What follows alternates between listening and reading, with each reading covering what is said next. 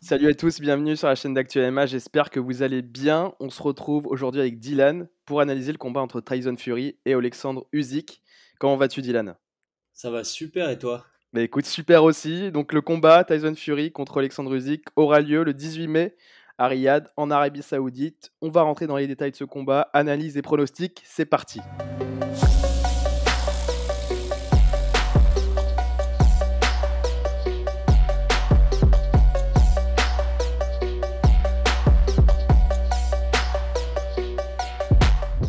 Donc Fury contre Usyk, choc des titans qui aura lieu le samedi 18 mai. Combat sera visible sur DAZN. Donc le lien est en description. Le combat est à 19,99 € en pay-per-view. La meilleure offre, DAZN propose un contrat de 12 mois avec le premier mois gratuit, puis 9,99 € par mois. Et j'en profite également pour remercier notre partenaire Unibet qui nous accompagne et qui sponsorise aussi le podcast. Unibet, je rappelle, vous propose jusqu'à 100 € de bonus sur votre premier pari. Le code ActuMA est disponible aussi en description.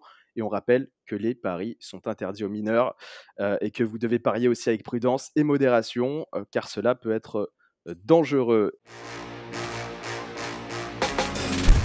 Parie sur l'app numéro 1 avec Unibet et profite de 100 € de bonus sur ton premier pari. Pour les cotes de ce combat, Dylan, on a 1,72 pour Tyson Fury et 1,90 pour Alexandre Usyk. Donc c'est des cotes très serrées. Est-ce que tu es d'accord avec ces cotes, toi? Complètement. Ouais, ouais, carrément. Je pense que quand on a un combat de ce niveau-là avec le numéro 1 BoxRec face au numéro 3, si je dis pas de bêtises, Ça. forcément, on va faire des pronos, mais personne ne sait réellement l'issue et c'est ça qui est excitant. Et c'est aussi pour ces raisons que les paris sont compliqués, quoi. Donc non, pas trop recommandé. Non. Non, on va voir, ça s'annonce effectivement très intéressant, très serré. Donc Fury contre Usyk, ça y est, on se rapproche de ce combat. Il devait s'affronter déjà en février, enfin en décembre, après le combat contre Ngannou. Il avait parlé déjà un combat contre Usyk, mais bon, vu la tournure du combat contre Ngannou, ils avaient forcément dû repousser. Février, il y a eu une coupure pour Tyson Fury, donc encore repoussé pour le mois de mai. Mais là, on y est, deux champions face à face en poids lourd. Fury détenteur de la ceinture WBC, Usyk détenteur de 4 ceintures IBF, IBO, WBO, WBA. Première question, Dylan, est-ce que c'est un combat qui t'intéresse? Est-ce que tu as envie de le suivre aussi? Ah bah alors là, il faut vraiment être fou pour ne pas le regarder quand on est fan de boxe. Euh, il- Comme on en a parlé en off, mais ce combat fait moins de bruit que le combat, par exemple, entre Ngannou contre Joshua, et pourtant c'est certainement le combat en poids lourd hein, de ces dernières années. C'est le combat à suivre avec le plus haut niveau possible, avec deux invaincus. Non, non, ouais, moi j'ai hâte d'y être. On va voir ça. C'est vrai que c'est intéressant ce que tu disais par rapport à la hype qu'il y avait autour de Fury contre Ngannou. Pour parler de Tyson Fury, justement, il sort d'une victoire controversée contre Ngannou à la décision partagée. Il y avait eu beaucoup de hype autour de ce combat. J'ai l'impression voilà, qu'il y en a peut-être un peu moins pour Fury Usyk. Par contre, sur un plan purement sportif, sur l'opposition en elle-même, ça reste extrêmement intéressant. Tu disais numéro 1 contre le numéro 3. Est-ce que toi, tu es plus hypé par ce combat-là, Fury Usyk, que tu ne l'étais par Fury Ngannou qu'on avait eu en octobre dernier. Bah complètement. Moi, Fury Ngannou, bon voilà, pour moi c'était un combat plus entertainment voilà, qui mettait un champion de l'UFC face à un boxeur, mais je considérais même pas ça comme un championnat de boxe en réalité. Alors que là, on a des pointures au plus haut niveau de boxe anglaise qui vont s'affronter dans le ring, et c'est c'est ce qu'on rêve en tant que fan de boxe. Et voilà, et donc c'est là, j'espère qu'on va voir le meilleur de ces deux sportifs et donc le meilleur combat possible. Moi, je suis hypé comme jamais, T'es réellement. t'es hypé comme jamais, 2 combattants très expérimentés, invaincus aussi, des champions. J'ai l'impression qu'on va avoir le droit à un très beau combat, des profils aussi différents, des physiques aussi différents. À quel type de combat on peut s'attendre? Qui part déjà avec le plus gros avantage dans ce combat, selon toi? Alors, pour moi, on va assister à un combat très technique parce que ces deux boxeurs, malgré la catégorie, on parle plus souvent de KO dans cette catégorie et de grosse puissance que de technique. Et là, en l'occurrence, on a Usyk, qui est un ancien champion olympique, qui est gaucher, qui a une science de la boxe qui est absolument incroyable, où il sait travailler sur les angles, un peu à la Lomachenko, mais il le fait avec un corps de près de 100 kilos. Il est très rapide, il est très technique, il gère super bien sa distance, il a une super défense. Et de l'autre côté, on a Tyson Fury qui, forcément, il a beaucoup de KO, mais c'est pas ce qu'on retient chez lui. Ce qu'on retient, c'est sa capacité, déjà son mental, hein, où il est capable de faire des folies, hein, dans les combats. Mais au-delà de ça, c'est sa capacité à s'adapter à ses adversaires, son jab, sa corpulence, qu'il arrive à faire bouger comme si c'était un poids léger parfois. Donc c'est impressionnant. Donc moi je m'attends à un combat très technique, un peu à une sorte de partie d'échecs, mais en poids lourd, quoi. Donc c'est une partie d'échecs où d'un coup il y a un des rois qui peut tomber, quoi. Donc Et c'est assez intéressant. et c'est intéressant comment tu décrivais Alexandre Usyk. C'est le numéro un, voilà, chez les poids lourds aujourd'hui, champion dans 4 fédérations. Moi, je trouve que ce qui fait sa force, c'est vraiment sa technique, comme tu disais, sa vitesse, son intelligence, sa mobilité aussi. Je sais pas ce que tu en penses, Adila, mais est-ce que ça peut suffire ça pour perturber Tyson Fury? Sachant que, bah, voilà, on connaît Tyson Fury, il est aussi très, très mobile pour un poids lourd. Ouais, ouais, carrément. Bah, le truc, c'est que quand Usyk est passé en poids lourd, tout le monde disait oui, il est trop mince, trop léger pour cette catégorie de poids. Et en réalité, il prouve que son agilité, sa capacité à bouger, son aisance dans le ring et sa rapidité font sa force face à des mecs qui sont beaucoup moins mobiles, qui sont beaucoup plus crispés, qui misent plus sur la puissance dans cette catégorie de poids. Donc c'est ça qui lui a permis de littéralement donner une leçon de boxe à Anthony Joshua lors du premier combat. Bon, il a gagné le second combat aussi, je dirais pas facilement, mais il a quand même, c'était une leçon de boxe aussi. Et dans tous ses combats poids lourds, il a tout le temps été au-dessus et il l'a prouvé techniquement sans jamais prendre de coups vraiment terribles. Donc je pense que je pense qu'au contraire, sa corpulence et son agilité peuvent être sa force en poids lourd, et il l'a déjà prouvé. Mais en face de lui, cette fois, il a un poids lourd qui fait 2 mètres et qui bouge bien aussi. Donc c'est assez marrant de voir deux profils comme ça s'affronter. Et pour le coup, là, bah, j'ai du mal à dire si la corpulence de Usyk sera une force ou non, et si son agilité vont lui servir. Même si, bon, on parlera des pronos à la fin, mais même si moi, j'ai au fond de moi euh, un petit avis positif pour Fury, parce que techniquement, je pense qu'il doit être très très dur à cerner, très très dur à cadrer pour un boxeur poids lourd, et que sur 12 rounds, ça peut être compliqué pour quelqu'un qui est lourd dans le déplacement. Enfin, même si Fury se déplace très bien, mais au fil des rounds, ça peut être compliqué à suivre. Donc voilà. Bon, je me suis éparpillé, mais voilà. Non, non, non, mais c'est plutôt clair. Tu parlais de sa boxe en gaucher de Usyk, mais il peut permuter. Enfin, on a pu voir par le passé qu'il peut aussi boxer en droitier. Ouais. Est-ce que ça, c'est quelque chose qui peut désorienter, surprendre, perturber Tyson Fury aussi dans cette approche? Ouais, oui, je pense qu'un boxeur qui est capable de boxer de passer pardon de gaucher à droitier, ça peut être compliqué à gérer. Après, on est au très haut niveau, on a affaire à des boxeurs qui connaissent par cœur leur sport, qui ont grandi et qui ont passé toute leur vie dans entre quatre cordes. Donc, je pense pas que c'est ça qui va faire la différence face à un mec comme Fury qui a une expérience hors norme. Mais par contre, la technique de Usyk et sa capacité à s'adapter, et à bouger et tout, ça peut être très gênant et ça peut amener Fury à s'exposer et peut-être à perdre patience. Voilà, c'est quelque chose, à mon avis, à gérer pendant 12 rounds qui peut être compliqué. Ouais. Qui Parce peut que être... Fury, il peut être surpris d'avoir en face de lui un gars encore plus mobile que lui ne l'est. C'est ça Oui, voilà. qui se Ouais, fait prendre à son propre jeu, c'est ça? c'est exactement ça que je voulais dire, c'est que on a Fury, c'est un peu comme une grande tour qui va être au milieu du ring, qui est capable de bouger, etc. Et cette fois-ci, en face de lui, il aura quelqu'un de très mobile aussi, voire bien plus mobile que lui, qui sera capable de travailler sur les angles morts, entre guillemets, à passer sur les côtés, à le surprendre, forcément. Et, euh, et donc ça peut être hyper gênant. Donc ouais, c'est un peu la force du Zik dans ce combat, à mon avis, c'est sa capacité à être agile, à bouger, à travailler dans les angles et avoir cette boxe un peu à l'ukrainienne où ils sont capables, les mecs, à avoir une super gestion de la distance, à rentrer, sortir, à feinter aussi. Usyk, on le voit souvent feinter et il arrive toujours à rendre ses adversaires prévisibles. Il l'a fait en cruiserweight depuis toujours. La première fois qu'il avait battu un gars qui s'appelait Mourad Gassiev, qui était un mec qui mettait KO tout le monde. Même moi, quand j'avais vu ce combat se construire, je me disais, putain, là, ça va être compliqué parce que Mourad Gassiev, son crochet gauche, littéralement, il peut tuer quelqu'un, quoi. Et Usyk, tout le long, il l'a rendu ridicule, il lui a donné une leçon de boxe parce qu'il le faisait taper dans le vide et qu'un mec, même il frappe très fort, s'il tape dans le vide, Mm, il fera mal à personne, tu vois. mm, mm, Donc il avait cette capacité à le faire feinter, à le faire taper dans le vide. Et une fois qu'il s'était exposé, à contrer derrière, c'était assez impressionnant. Et aujourd'hui, il arrive à appliquer ça en poids lourd. Donc ouais, moi j'ai hâte de voir ce que ça va donner, ce genre de niveau technique face à un mec comme Fury, qui est très grand, qui est mobile et qui a aussi une capacité technique impressionnante, quoi.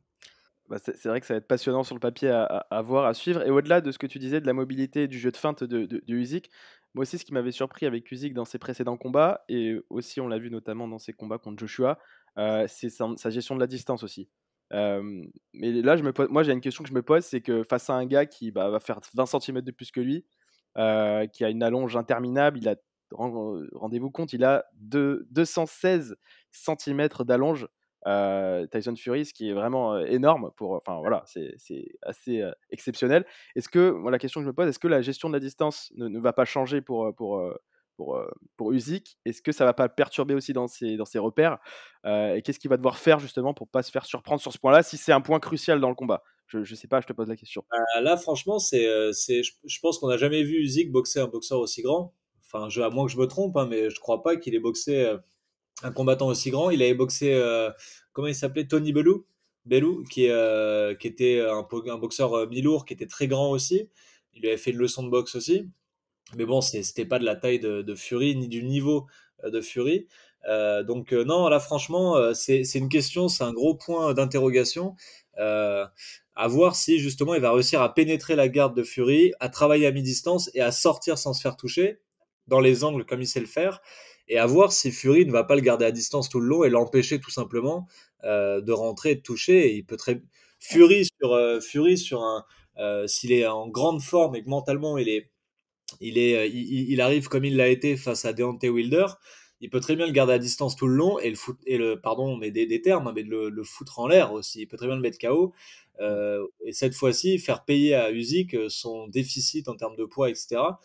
Si Fury est capable de le garder à distance et de le toucher, mine de rien, là, la différence de poids peut faire mal. Mais pour ça, il faudra qu'il arrive à attraper la petite souris, quoi.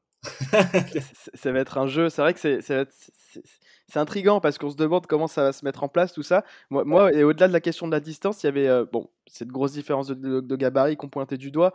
Usyk est un ancien lourd léger, et Tyson Fury de l'autre côté, c'est le plus gros poids lourd en boxe anglaise. Il arrive à chaque fois plus de 120 kilos. Enfin voilà, c'est vraiment un énorme poids lourd. Donc déficit pour Alexandre Usyk. Et dans quelles circonstances ça peut jouer contre lui, Alexandre Usyk? Parce que on voit on voit qu'il c'est un boxeur très mobile, Tyson Fury aussi. Toi, tu penses que Usyk est beaucoup plus mobile sur la durée aussi du combat que Tyson Fury? Bah, je pense que oui, je pense que en termes de conditions physiques de par son poids aussi, je pense qu'Usyk aura moins de mal à garder une fréquence et un rythme très mobile, en restant mobile pardon tout le long du combat que Fury. Mais par contre, les combats en 12 rounds c'est très long. Pour en avoir fait, ça fait voilà, c'est le quand quand les combats sont durs, voilà, c'est très long. Et si à un moment donné on rentre plus dans l'épreuve de force entre guillemets ou que la technique passe un peu au second plan. Bon, bah, c'est là que, à mon avis, il faudra se méfier de Fury parce que il l'a montré face à Deontay Wilder, il l'a montré plusieurs fois. C'est un boxeur de 120 kilos, comme tu disais. Et là, quand on arrive en face avec le poids d'un lourd léger, malheureusement, là, on peut payer le prix fort, quoi. Voilà. C'est pour ça, il y a plein de questions à voir si Usyk aura la capacité de tenir ça dans le temps, ce rythme-là.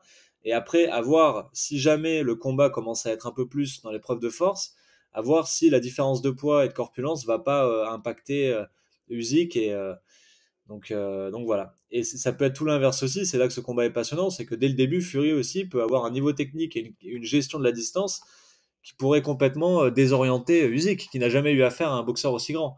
Donc ouais, c'est vraiment, même à chaque fois que j'en parle et que j'y pense, en fait, je me rends compte qu'il y a tellement de scénarios possibles, c'est assez passionnant, quoi. Et c'est ce que je me dis, tu parlais de la gestion des distances, aussi les cartes gabarit. Il a aussi le style mobile de Tyson Fury, avec sa boxe rapide, voilà. Et je me pose la question si au final il n'y a pas tous les ingrédients là pour faire dérailler Alexandre Usyk. Et je pose la question, est-ce que c'est pas le pire match-up possible pour Usyk jusqu'à maintenant? Ouais, ouais, enfin, quand il avait boxé Joshua, il y avait ce genre de questions aussi, hein, où on se disait, attends, Joshua, physiquement, il est impressionnant. Mentalement, c'est vraiment un mec, il a su se relever d'une défaite contre Ruiz qui avait été dévastatrice. Et il s'est pris une leçon de boxe, non pas pendant 3 ou 4 rounds, mais pendant 12 rounds par Usyk. Donc ouais, ouais, enfin ouais, ça peut être le match-up terrible pour Usyk, ou encore une fois le moyen pour lui de montrer sa capacité à être au-dessus de tout techniquement, quoi. Là, franchement, je demande à voir. Et aussi, en face de lui, là, on n'a pas affaire à Anthony Joshua, on a affaire à Tyson Fury, quoi. Tyson Fury, pour moi, c'est un mec à part. Et malgré tout, à mon sens, aujourd'hui, c'est lui le numéro un des poids lourds. À mon sens, sans parler box-rec, etc. Déjà parce que c'est le vrai poids lourd entre les deux. Parce que c'est lui qui a, depuis longtemps, qui est le champion du monde dans cette catégorie, qui a battu le plus de monde et qui a eu des victoires absolument incroyables face à des mecs invaincus comme Deontay Wilder, que personne voulait rencontrer. Euh, il a battu Klitschko. Enfin voilà, c'est un mec, tu vois. Du coup, euh, du coup, mine de rien, c'est lui le patron, malgré tout. Malgré les classements box-rec et tout, c'est lui le vrai poids lourd. Donc c'est à lui de. Voilà, des deux côtés. Là, les auditeurs vont se dire, mais du coup, on ne sait pas sur qui parier. Non, Ouais, mais mais c'est ça qui fait que le combat est incroyable aussi, hein, parce que des deux côtés, là, ça peut être incroyable, quoi. non, mais on va voir ça, on va suivre ça avec attention parce que sur le papier, franchement, c'est comme tu dis, c'est serré, on ne sait pas sur qui miser. Et on peut aussi parler, c'est une donnée aussi importante, Dylan, on en parlait tout à l'heure, de l'état de forme de Tyson Fury. Dans quel état il va arriver? Parce il s'était présenté devant Francis Ngannou, certainement un petit peu avec enfin, les mains dans les poches, on peut dire ça comme ça, sans vraie préparation, je vais y arriver, apparemment. Là, on imagine qu'il s'est vraiment bien préparé, qu'il a pris au sérieux. C'est quand même une donnée aussi importante à prendre en compte. Mais il y a toujours aussi cette question qui tourne autour de lui. Dans quel état il va arriver psychologiquement, physiquement aussi. Tu vois, ça aussi, c'est. Exactement. Exactement. Fury, alors, Usyk, c'est un mec, mentalement, je trouve qu'il l'a prouvé plusieurs fois, qui est au top du top, qui est stable, qui est fort mentalement et qui est quelque part à l'apogée de sa carrière parce que c'est un gars, il est jeune dans la catégorie poids lourd. Il a eu des victoires impressionnantes contre Joshua qui l'ont propulsé. Il a 4 ceintures autour de la taille. Donc c'est un mec, il va arriver sur le ring prêt comme jamais. Il néglige jamais ses adversaires.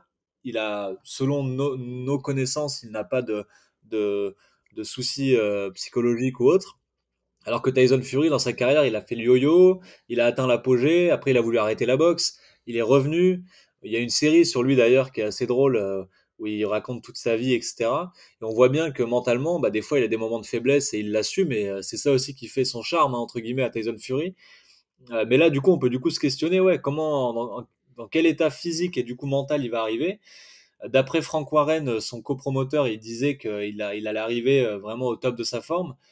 Mais moi, je sais pas, parce que c'est un mec qui a eu absolument tout dans sa catégorie, qui a voulu arrêter à 2 reprises, une fois à 28 ans, je crois, et une fois 3 ans plus tard. Euh, donc ça peut être un gros, gros, gros poids dans la balance. Et ça peut faire la différence, parce que soit il va arriver en étant galvanisé comme jamais, et encore une fois vouloir montrer que c'est un super héros entre guillemets et qu'il est capable de renaître de ses cendres et en fait son combat mitigé contre Ngannou aura été juste un moyen de le propulser pour ce combat, le galvaniser, le pousser à se dépasser. Soit à l'inverse, voilà, il est en mode down et il va pas arriver au top de sa forme et là bon bah là ça peut être compliqué. Donc ça c'est un gros poids, ouais, comme tu dis. Ouais. C'est c'est une inconnue enfin, qui pour l'instant lui a jamais fait défaut, hein. Enfin, je veux dire, ça a failli ne pas passer contre Ngannou, mais Ouais. au-delà de ça, c'est vrai que. Ça aurait été tragique, hein. Ça aurait été tragique pour un boxeur de ce niveau-là de perdre contre Ngannou. Enfin, ça aurait été, ouais, euh, Mm, ça aurait dévalorisé, ça aurait même remis en question toutes ses performances du passé, donc ça aurait été terrible. mm, mm, mm, Heureusement, il a gagné, hein, c'est vrai. et ouais, là du coup, on peut se questionner quelques mois plus tard, c'était il y a pas si longtemps, dans quel état physique il va arriver et mental, quoi. Donc Mm, ouais, mm, mm. c'est À voir. ça reste à voir. Et au-delà de la grandeur de ce combat, Dylan, on a face à face deux boxeurs invaincus. Tyson Fury, 34 victoires, 0 défaite, une égalité. Alexandre Usyk, de son côté, c'est 21 victoires, 0 défaite. Est-ce que quand on monte sur le ring et qu'on est invaincu, toi, tu es bien placé pour le savoir aussi, d'y aller avec, voilà, d'y aller, de combattre différemment, d'un point de vue mental, je te parle de savoir aussi que le gars en face n'a jamais perdu. Est-ce que mentalement, ça peut jouer dans la façon aussi d'aborder le combat?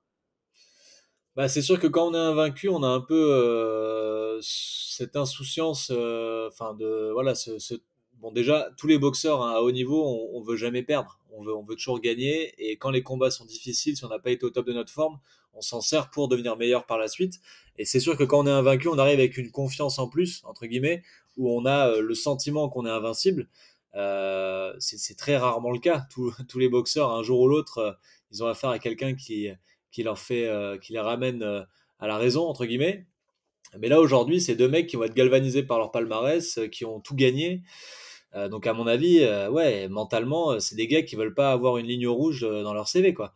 Donc ça va ils vont se bagarrer jusqu'au bout et ils vont être prêts à mon avis à tout mettre sur le tapis pour ne pas perdre cette invincibilité. Et ça, c'est un truc qui peut faire que le combat va être incroyable. Donc, pour moi, le fait que ce soit des invaincus, Du soit piment un peu dans ça le met du combat. piment, ouais, ça met du piment, parce il y en a un qui va partir avec une ligne rouge, à moins que ce soit un draw. Mmh, mmh. Ah, Et, et c'est pour, et pour moi, c'est une possibilité. ah ouais? Ah Bah, on ouais, a carrément. Moi, c'est un de, bon voilà, bah, c'est pas le, mais ouais, c'est une de mes idées. mmh, Euh, mais oui, il y en a un qui devrait partir avec une ligne rouge, et ça fait la diff. Bon, on l'a vu avec certains boxeurs, hein. Canelo, quand il a pris sa première défaite contre Mayweather, après il est revenu pour pendant 10 ans faire la plus grande carrière. Voilà, c'est devenu une légende de ce sport. Donc des fois, même à des invaincus, une première défaite, ça les fait grandir. Moi, mon premier match nul, ça m'avait fait grandir alors que j'étais invaincu. Et ça m'avait permis de me remettre en question, de descendre un peu sur terre voilà, de travailler encore plus fort. Donc ça peut être ça aussi. Mais là, j'ai envie de dire, c'est des mecs qui ont plus de 30 ans, qui sont déjà au plus haut niveau. Est-ce que s'ils prennent une défaite, c'est pas juste la fin parce ils ont plus 25 ans, tu vois? non. Donc il y a ça Ah non, non. aussi. Il y a aussi le Ouais, fait ouais. qu'à ce niveau-là, si eux et à cet âge-là, s'ils prennent une défaite quelque part, c'est un vrai tournant, quoi. Là, celui qui gagne, c'est un peu, voilà, on peut se dire ça aussi, c'est que celui qui gagne là, c'est vraiment le numéro un. C'est Mmh. vraiment le numéro un. Pour le coup, c'est à coup sûr. Aujourd'hui, pour moi, c'est Fury, mais là, celui qui gagne et qui part avec 5 ceintures, du coup, Ouais. Ouais, c'est ouais. c'est le C'est numéro un incontesté, quoi. le boss du jeu vidéo, quoi. Ouais, ouais, exactement. Donc, Mais ouais, ça, on n'en avait pas parlé, mais c'est un truc en plus, au-delà du zéro, au-delà de l'invincibilité. Ouais, celui qui gagne, là, il peut arrêter sa carrière, à mon sens, c'est se dire, sortir euh, par la grande porte. ouais, ouais, Ouais. ouais, Non, mais ouais, c'est clair que tous les ingrédients aujourd'hui dans ce combat, enfin, font que, bah, on peut que être hypé, en fait. Parce que, tu as 2 invaincus, tu as, enfin, tu tous les titres en jeu aussi. C'est vraiment, un rendez-vous à ne pas manquer et tu m'as fait une passe décisive aussi pour les pronos. Toi, tu penses que ça peut être un draw. Heu, on va passer aux pronos, Dylan. Moi, de mon côté, Usyk, moi, je me pose la question, est-ce que Usyk va pas payer son déficit de taille? Moi, c'est vraiment ça la question parce que, voilà, il est face à aussi un profil extrêmement incroyable. Enfin, il est balèze quoi. Tyson Fury, c'est chez les poids lourds, c'est quand même, en plus d'être très, très mobile, et aussi je me pose une question, tout dépend aussi de, bah, dans l'état de forme dans lequel va arriver Tyson Fury à ce combat-là. Hem, mais de mon côté, ce sera une, victoire par décision pour, Tyson Fury, hem, qui je pense que Usyk malheureusement va payer les frais bah, de cet écart de de- taille. Et quand il est en forme, Tyson Fury, ça fait très, très mal. Heu, et donc je pense qu'il va arriver très bien préparé cette fois-ci, à l'inverse de son combat contre Ngannou. Victoire par décision unanime, je vois ça comme ça. Et toi, si tu devais donner un prono, Dylan, au final, après tout ce qu'on a dit? c'est compliqué, hein. Franchement, c'est hyper compliqué parce que ouais, ça peut même être un KO de Tyson Fury avec si le combat, comme je disais, va dans le dur. Mais bon, moi, je vais prendre des risques parce que je pense que c'est possible et voilà. Je Bon, alors du coup, c'est un double prono. Je dirais, soit un draw après un combat techniquement de très haut niveau avec une fin de combat où on voit des preuves de force et malgré tout Usyk arrive à répondre alors qu'il y a 20 kilos d'écart et du coup c'est deux légendes qui se rencontrent. Soit un draw avec un combat incroyable ou très ennuyeux. Non mais voilà, enfin un draw. Euh, ou sinon Usyk qui le bat au point en faisant une preuve au niveau technique et de gestion de combat, etc., absolument incroyable. Et ça serait légendaire de sa part de faire quelque chose comme ça en venant des poids lourds légers. Ça serait un truc de fou de mettre la première défaite à Tyson Fury en arrivant des lourds légers. Euh, de faire ça, ça serait fou. Ouais. Voilà. Donc je vais mettre ce prono parce que je vais prendre le risque. Ouais. Même si je sais que putain. Voilà, si Tyson Fury il arrive en pleine forme à 120 kilos et qu'il le tient à distance et qu'il le touche sur une bonne droite, ça peut être tragique. Mais bon, On va suivre ça. j'ai posé mon prono. Les jeux sont faits. Ouais, je le fais. Bah, on va rester là-dessus. C'était les pronostics. Rendez-vous samedi 18 mai pour cette énorme affiche donc à Riyad en Arabie Saoudite entre ces deux titans, Tyson Fury et Alexandre Usyk. Donc voilà, c'est à suivre sur DAZN. J'en parlais aussi en début de podcast. Merci Dylan, encore une fois, pour cette analyse. C'était vraiment un plaisir de discuter avec toi comme à chaque fois sur la chaîne d'Actu MMA. Merci de m'avoir invité, c'est un plaisir et j'ai hâte de voir ça. J'ai hâte de voir le combat. Eh ben, on regardera ça avec attention. Merci à vous d'avoir suivi cette vidéo. Si ça vous a plu, n'hésitez pas à liker, commenter et partager. On se retrouve très vite sur Actu MMA pour de nouveaux contenus. Salut à tous, à bientôt.